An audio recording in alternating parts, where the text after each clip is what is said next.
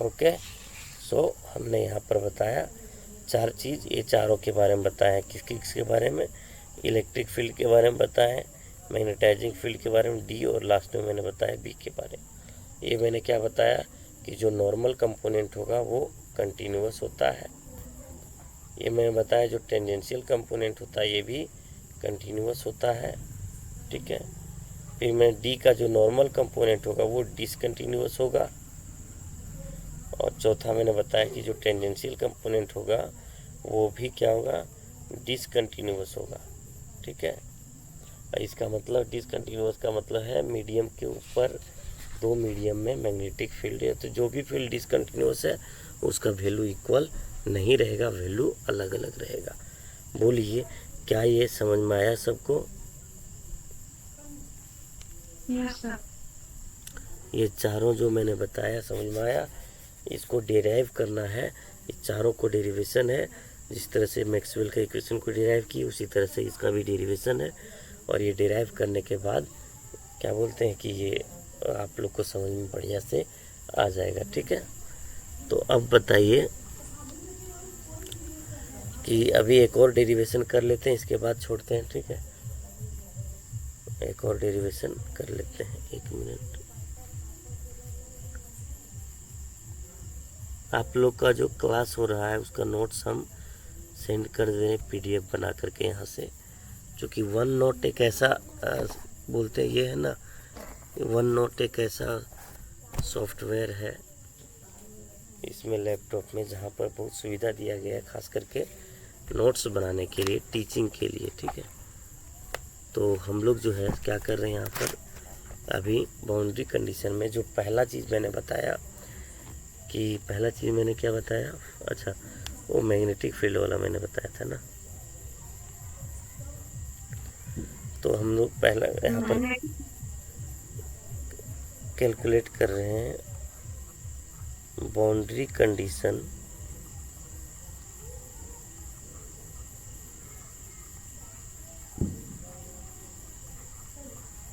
For magnetic field B।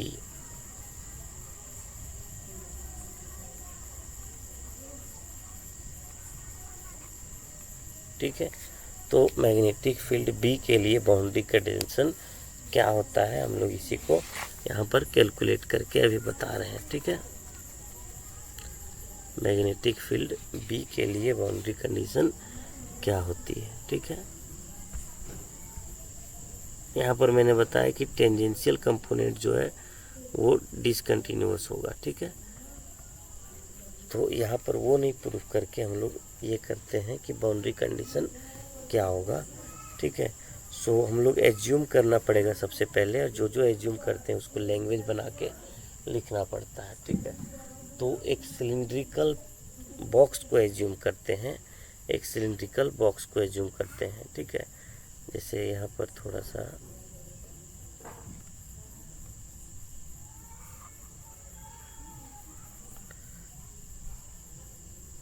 क्या हो गया ये,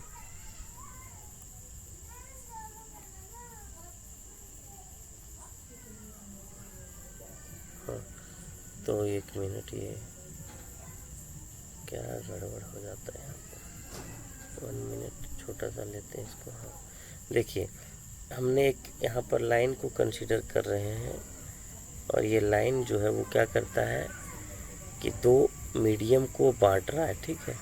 मीडियम का इंटरफेस है, ऊपर में मीडियम 1 है और नीचे मीडियम 2 है।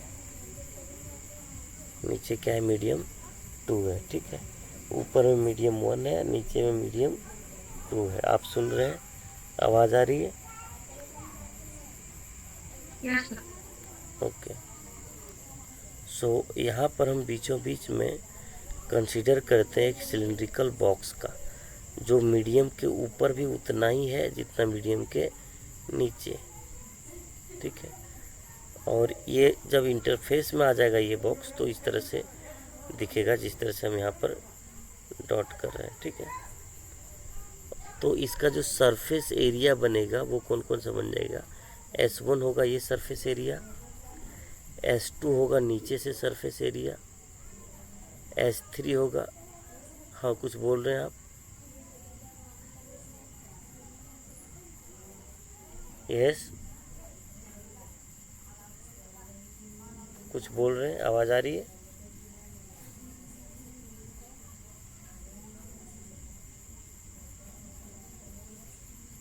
Any problem?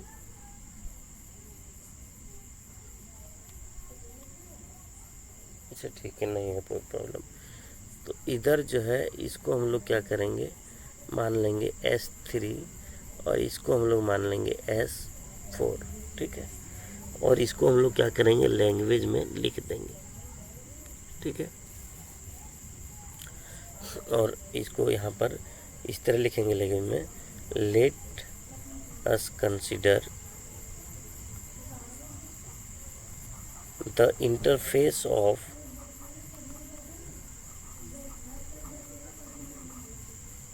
टू मीडियम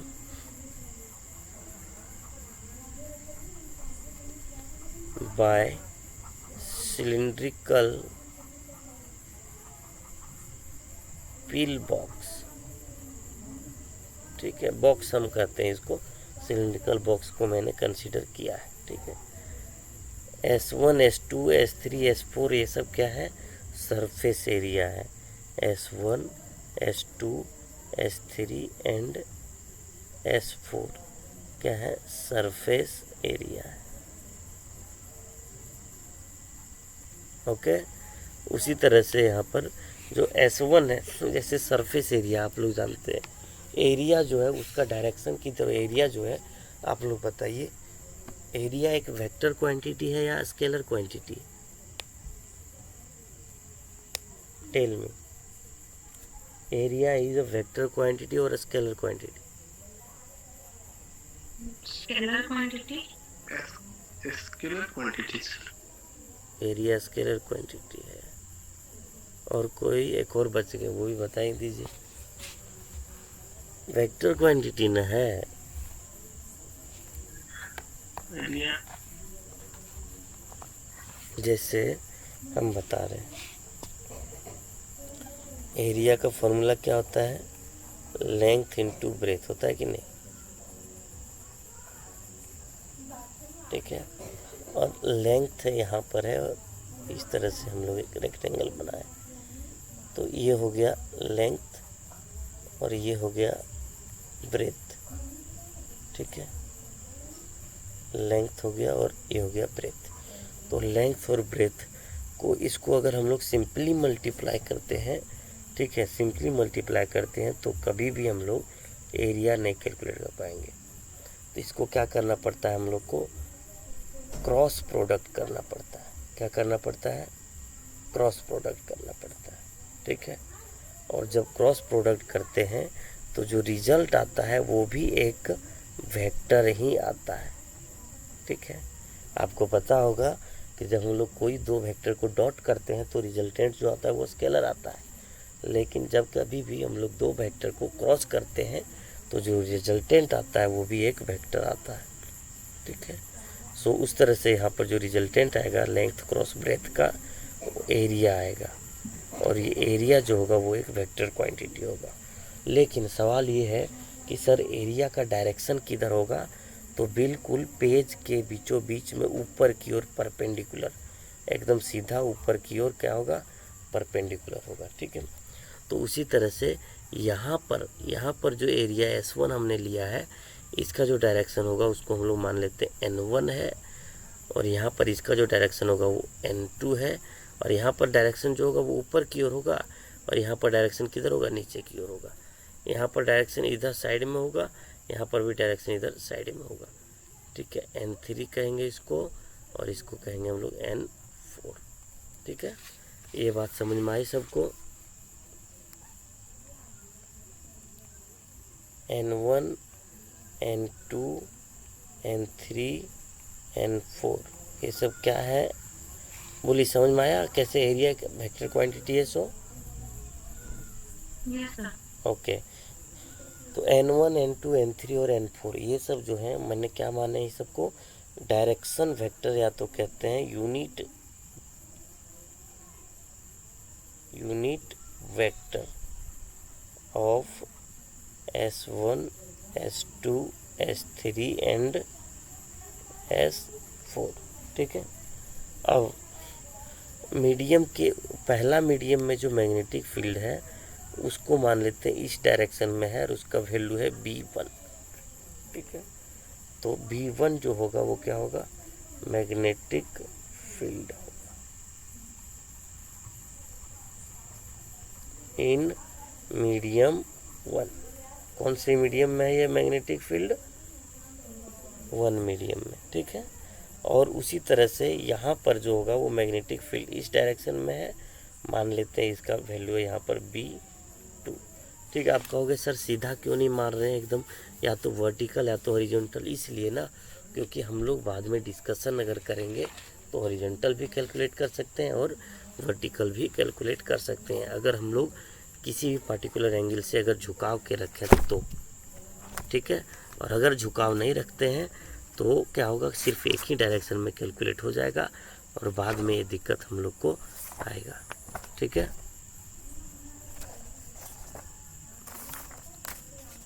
तो यहाँ पर देखिए ये सब एजम्पशन यहाँ पर ख़त्म हो जाता है। अब मानने के लिए कुछ नहीं बचा है यहाँ पर, जितने भी एजम्पशन मानना था हमने इसको मान लिए हैं। ठीक है। 1 मिनट इसको थोड़ा सा रफ कर देते हैं यहाँ पर ताकि स्पेस बढ़िया लगेगा देखने में, और कलर चेंज करके अब डेरिवेशन स्टार्ट करते हैं। तो आप लोग जितने भी स्टूडेंट 3 स्टूडेंट जुड़े हुए हैं आप लोग को मैं बता देता हूँ कि ये मैं आपको बता दे रहा हूँ यहाँ पर फ़िलहाल कि आप लोग जब भी कोई भी डेरिवेशन करते हैं, कोई भी डेरिवेशन आप लोग अगर करते हैं तो उसका 3 स्टेप होता है।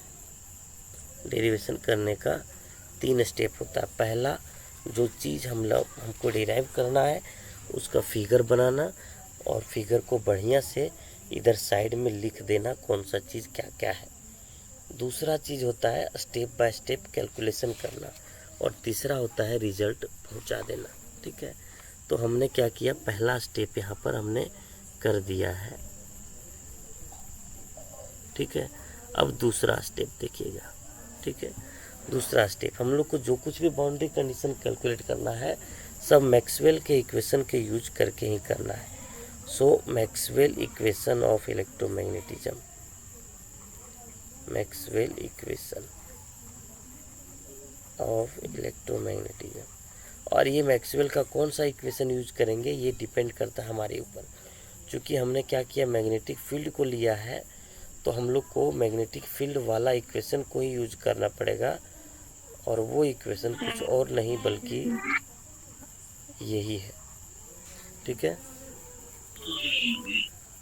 ये इक्वेशन हम लोगों ने लिया है कहाँ से, मैक्सवेल का इक्वेशन से। ठीक है।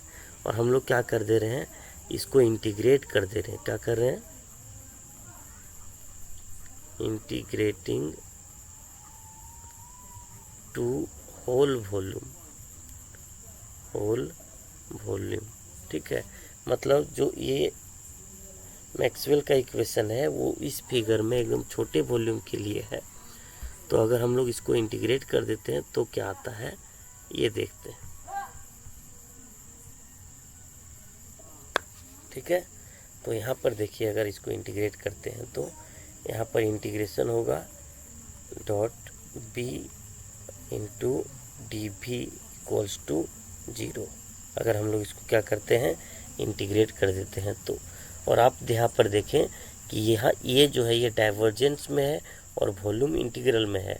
तो हम लोग अगर इसको सरफेस इंटीग्रल में कन्वर्ट करना चाहते हैं तो क्या करना पड़ेगा हमको, क्यों करेंगे सरफेस इंटीग्रल में कन्वर्ट, सबसे पहली बात ये है तो करना इसलिए है सरफेस इंटीग्रल में क्योंकि हम देखिए यहाँ पर S1, S2, S3, S4 सबको मैंने क्या माने, सरफेस। तो इसको न वॉल्यूम इंटीग्रल में ना ला करके हम लोग इसको सरफेस इंटीग्रल में लाना चाहेंगे, और इसके लिए हम लोग अप्लाई करेंगे गॉस डाइवर्जेंस थ्योरम। सुबह में बताए थे, बोलिए गॉस डाइवर्जेंस थ्योरम याद है क्या, बोलिए।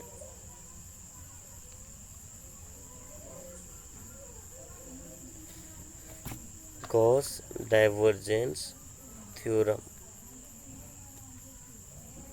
ठीक है, हम बोले थे अगर कोई वेक्टर इस तरह से है, यहाँ पर सरफेस इंटीग्रल में है और उसको अगर वॉल्यूम में कन्वर्ट करना है तो ये जो रहता है इसको हम लोग क्या करते हैं, यहाँ पर डॉट कर देते हैं। जैसे ये डॉट करते हैं तो ये कन्वर्ट हो जाता है वॉल्यूम इंटीग्रल में। लेकिन यहाँ के केस में हमको ये राइट साइड वाला चीज़ ही दिया हुआ है, तो हम लोग लेफ़्ट साइड वाला चीज़ को यहाँ पर हम लोग लिख लेंगे। तो ये हो जाएगा लेफ़्ट साइड वाला चीज़ जैसे ही लिखेंगे तो यहाँ जाएगा B dot D S integration equals to 0। ठीक है, B dot D S integration equals to 0। अब देखिए बात यह है कि इंटीग्रेशन कर तो रहे हैं लेकिन इसमें एक सरफेस ना हो करके 4 सरफेस है। कितना सरफेस है बोलिए?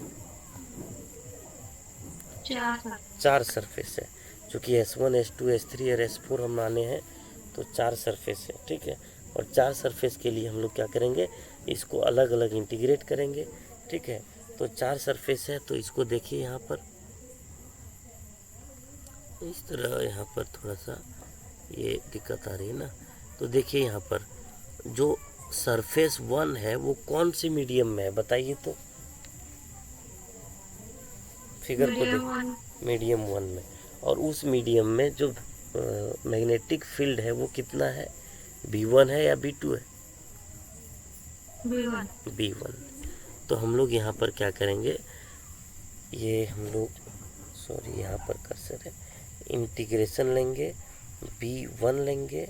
ठीक है, और चूँकि यहाँ पर वो S1 था तो वो S1 था और DS ले लेंगे S1, और S1 का जो यूनिट वेक्टर है वो कितना है बोलिए?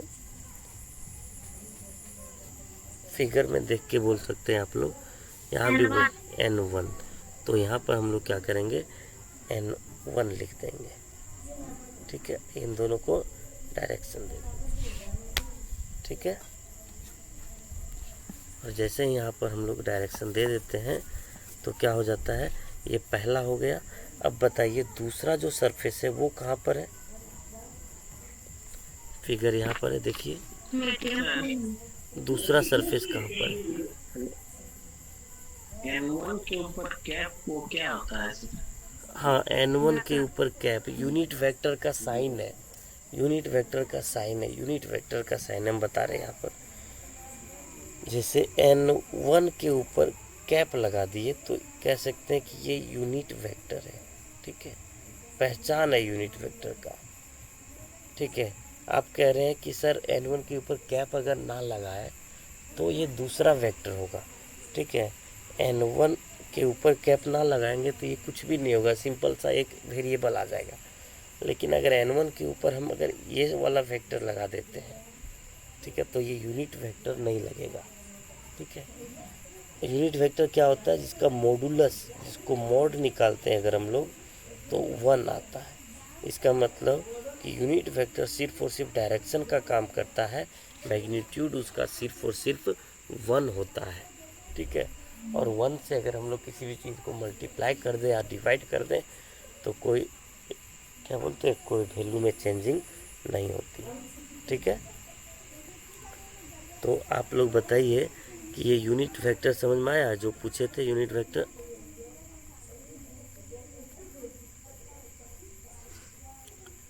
एन जो है, आवाज़ आ रही है?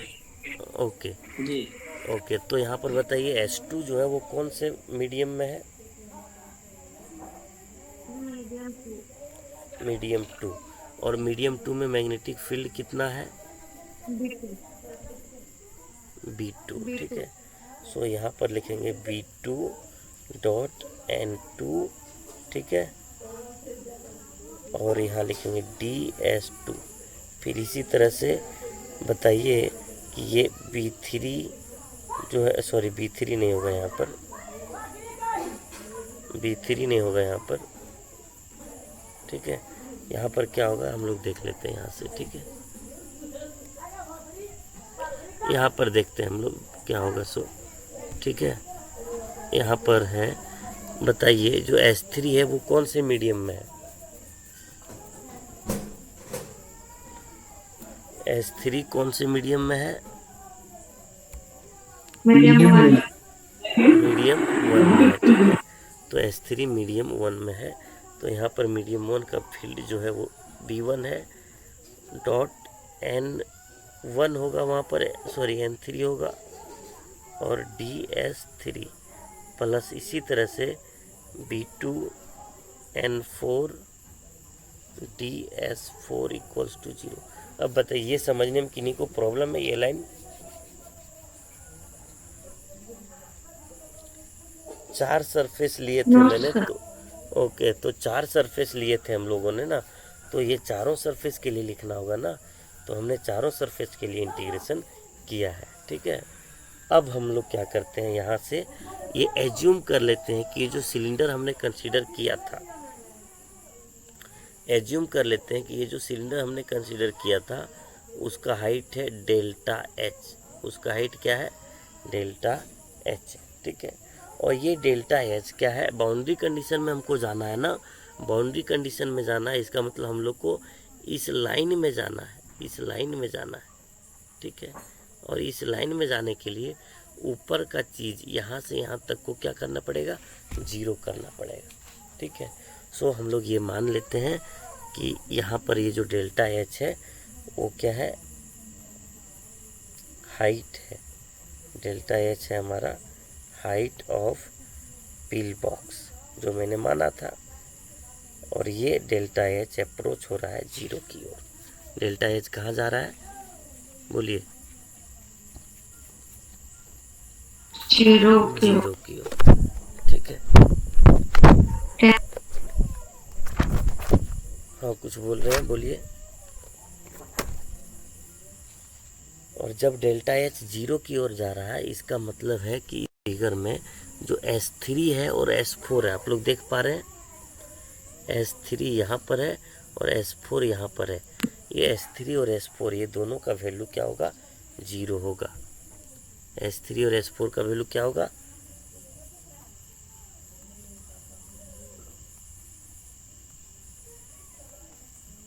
ये समझ में आया सबको? नहीं समझ में आया? अगर वीडियो कट जाए तो फिर से ज्वाइन कर लीजिएगा, ठीक है। ओके। इस तरह से फिगर है यहाँ पर, ठीक है। और हम लोग क्या कर रहे हैं, इसका हाइट को ही 0 कर दे रहे हैं, इसका हाइट को ही क्या कर दे रहे हैं? 0 कर दे रहे हैं। इसका मतलब ये जो है इधर से भी कंप्रेस होगा और इधर से भी कंप्रेस होगा। इसका मतलब ये एरिया और ये एरिया दोनों क्या होगा? 0। और ये एरिया है मेरा S3 और ये एरिया है मेरा S4, सही है? Yes sir. ओके। सो यहाँ पर देखिए आप लोग, यहाँ पर देखिए आप लोग, S3 और S4 कैसे 0 हुआ, ये बात सबको समझ में आई क्या? Yes sir. ओके। तो S3 और S4 0 हो गया। तो देखिए यहाँ से यहाँ तक का कैलकुलेशन जो यहाँ से यहाँ, सॉरी 1 मिनट,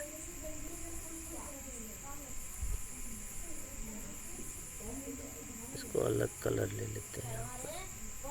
यहाँ से यहाँ तक का आगे का जो भी कैलकुलेशन है, ये क्या हो जाएगा? 0 हो जाएगा कि नहीं हो जाएगा?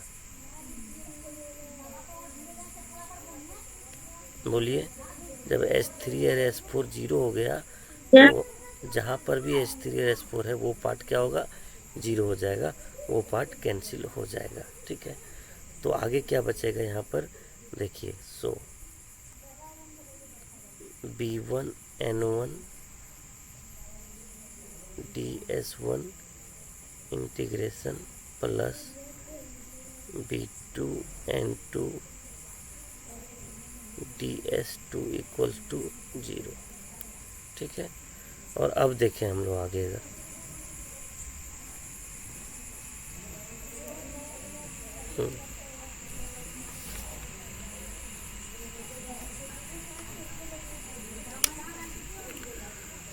हम देखिए, अब हम लोग अगर ऐसा करते हैं, देखिए यहाँ पर जब फिगर बनाए थे ऊपर में, तो जो इस तरह का फिगर था वो सिलेंडर का फिगर है, ठीक है, एकदम सिलेंडर का फिगर है।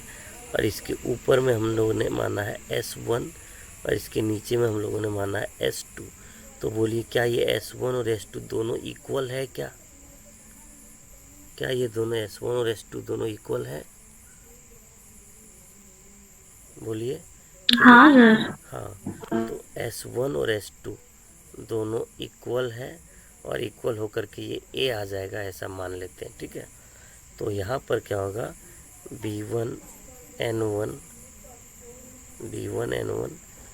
और प्लस B2N2, और ये दोनों में जो S था वो इंटीग्रेशन होने के बाद यहाँ पर आ गया। ठीक है, इक्वल टू 0 एक और स्टेप करते हैं, B1N1 प्लस B2N2 और यहाँ पर आ जाएगा ये इक्वल्स टू 0। ठीक है, क्यों? क्योंकि ds का इंटीग्रेशन हमने बताया, ds का इंटीग्रेशन कितना बताया मैंने, a होगा। ठीक है, और अब चूंकि हमने सुबह भी बताया था कि अगर दो चीज़ का प्रोडक्ट 0 है, इसका मतलब ये दोनों कभी भी 0 नहीं हो सकता, या तो कोई एक 0 है। ठीक है, और इस चीज़ में क्या है, यहाँ पर एरिया तो 0 हो नहीं सकता, तो 0 कौन सा चीज़ है, ये वाला पार्ट हमारा 0 हो जाएगा। तो B1N1 प्लस B2N2 ये 0 हो जाएगा। ठीक है, और B1N1 यहाँ से अगर सॉल्व करेंगे तो माइनस B2N2। ठीक है, और ये B1, चूँकि हम लोग ऐसा जान रहे हैं पहले से कि जो N1 है, N1 वो यहाँ से ऊपर की ओर है और N2 जो है यहाँ से नीचे की ओर है। इसका मतलब N1 और N2 भी दोनों इक्वल है, लेकिन ये चूँकि ऑपोजिट है तो आपस में माइनस के साथ इक्वल है। आपस में कैसे इक्वल है,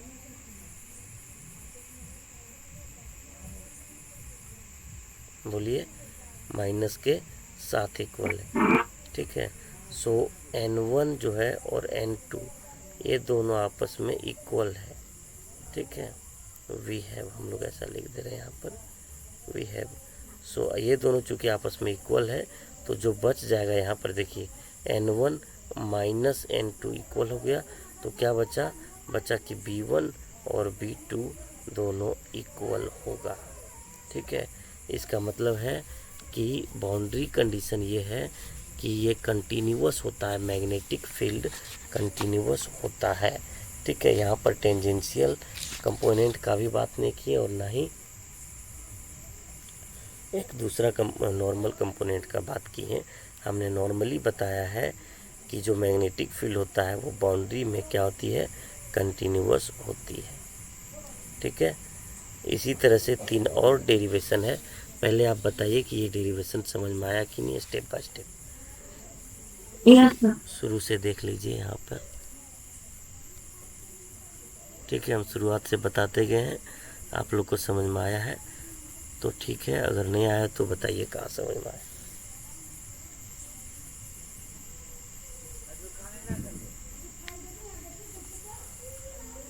समझ में आ गई बात?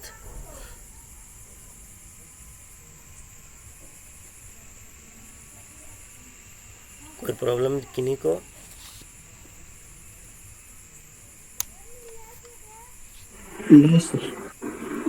ओके, तो आज जो है सो आज का क्लास यहीं पे रखते हैं हम लोग। ठीक है, बाकी अगले क्लास मतलब कल सुबह 7:30 बजे तैयार रहना है क्लास के लिए। ठीक है, और आप लोग घबराइएगा नहीं, 7:30 अगर टाइम है तो 7:25 तक आप लोग को यहाँ पर ज्वाइन करने के लिए हम लोग आ जाते हैं। ठीक है, उससे पहले स्टार्ट इसलिए नहीं करते हैं क्योंकि आपको पता है आधा घंटा में बंद हो जाता है, तो इसीलिए पहले स्टार्ट नहीं करते हैं, टाइम पर ही स्टार्ट करते हैं। ठीक है, तो आज का क्लास यहीं पर रखते हैं। Thank you students.